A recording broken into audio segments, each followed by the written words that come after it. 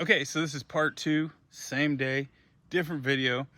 We planted 4 peach trees 3 springs ago, and I know this is pretty pathetic, but if you look here, we've grown our first peach. It's almost the size of my dirty fingernail, but I mean, how exciting is that? And if we come up here into the orchard, like, we've only got 1 tree left to kind of trim down, but we've gotten the rest so that they're really manageable. If you look, we had a lot of die off on this one for some reason. Fruit die off, either that or just didn't pollinate real well. But you can see we got some little apples on this one. Due to a late frost last year, we didn't get hardly any apples off this tree. This tree was our mega producer, and you can see the whole tree is loaded with beautiful apples just like that. Anywhere you move a branch, you can see them. And this tree is super healthy. It was actually probably one of our most out of control trees. I didn't know if I could, to be honest, I didn't even know what I was doing. I just YouTubed it on, what I'm doing now. But as you can see, we can get to most of the fruit with a small ladder, which I'm really proud of. This is the unruly tree, but I don't know what to do with it because it makes absolutely the best apples. We think it's a Honeycrisp, and we had 5-6 bushels of perfect Honeycrisp apples last year. They were just delicious. Our pear tree, we have 2 pears. And, well, we have more than 2. We have a bunch of little ones as well. This one here is still not producing very good fruit. It's never produced a single pear for us. And I don't think it will this year either. So it may end up leaving us. And maybe a cherry tree or something going in there. This was the big pear tree. It was about 35 to 40 feet tall. But looky here.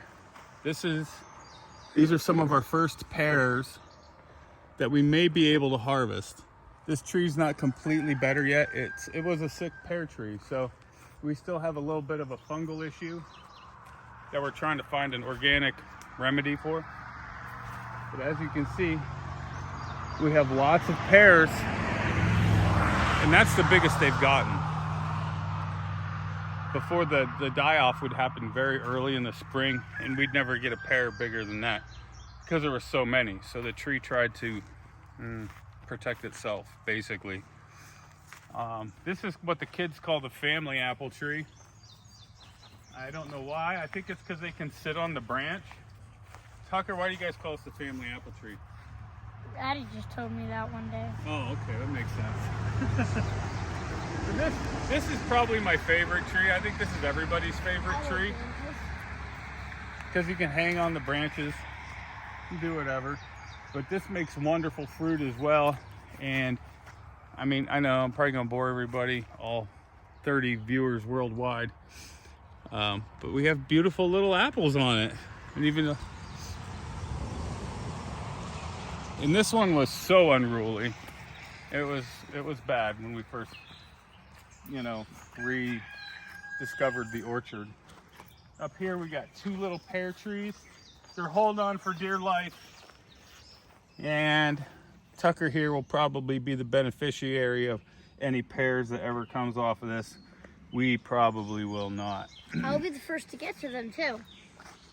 Up here, this was a cherry we got from Fast Growing Trees.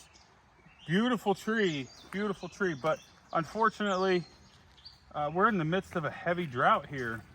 It is holding on with everything that this little tree has. And it's incurred some lack of water damage. But with a little bit of constant watering weekly, hopefully we can keep it alive until rain comes again. But that's our orchard. And the 2 plum trees are way on the other side of the property, they were root stock, so, you know, not much to really show, other than a stick sticking out of the ground. But it's a labor of love. I love our orchard. It is, I know the road is loud this time of day, but it's just beautiful. And we got the pond over to the right, and usually the cows are in the pen mooing at us, but it's our little slice of heaven here.